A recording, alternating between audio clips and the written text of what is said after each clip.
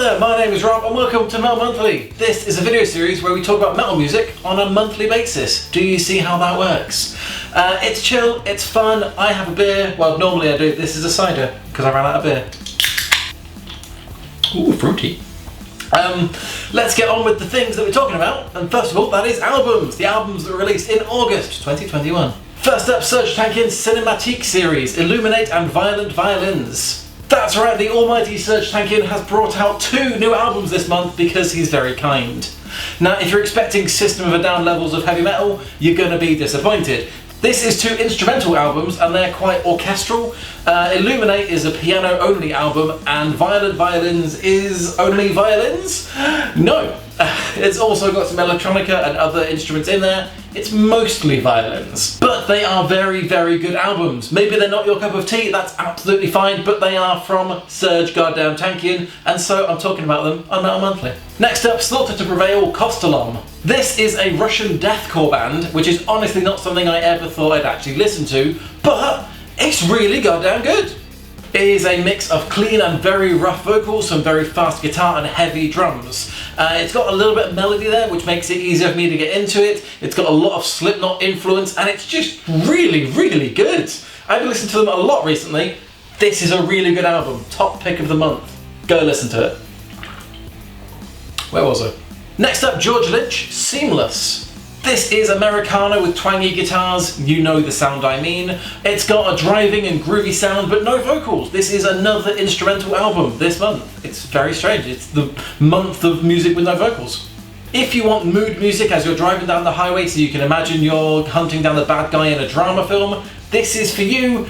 If not, it probably isn't, pretty much. It's Americana twangy instrumental. You will know if that's the kind of thing you want to listen to. And lastly, Hooded Menace, the Tritotus Bell. This is a death doom band, which is, as you may have guessed, a mix of death metal and doom metal. But I feel like that does it a disservice because there's actually a lot of 80s heavy metal in there as well. The vocals are rough, the guitar is definitely the focus, and apparently the songs are all about horror stories, although I genuinely couldn't work out any of the lyrics, so I'll just have to take their word for it. Next up, musician deaths. This is where I just think it's right to honour the metal musicians who have passed away over the last month. At the time of recording, there were 2 metal musicians who passed away in August. On August 8th, Tim Audette, former guitarist of Fuck the Facts, passed away. And on August 22nd, Eric Wagner, vocalist of The Skull and former vocalist of Trouble, passed away. Condolences to both of their families. Next up, bands disbanded. The Japanese band Lovebite disbanded this month after their bassist decided to leave the band. Having heard that, I decided to check out Lovebite, and it's really annoying because they're really, really good. Why did I have to get into them after finding out they'd broken up? That's really annoying. Next up, Music Festival Explorer. This is my website. It's about exploring music festivals. Again, can you work that out from the title?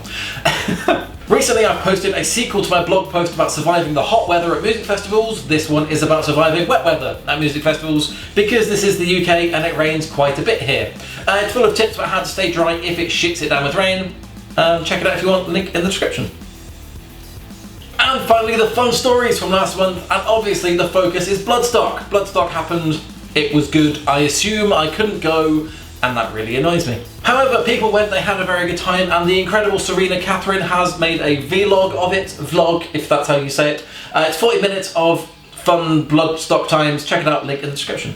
Next up, Motorhead's Ace of Spades got a cover this month, which is not that interesting. Ace of Spades has been covered 4,000 times, I think, but this is, I think, the first time this song has been covered by church bells.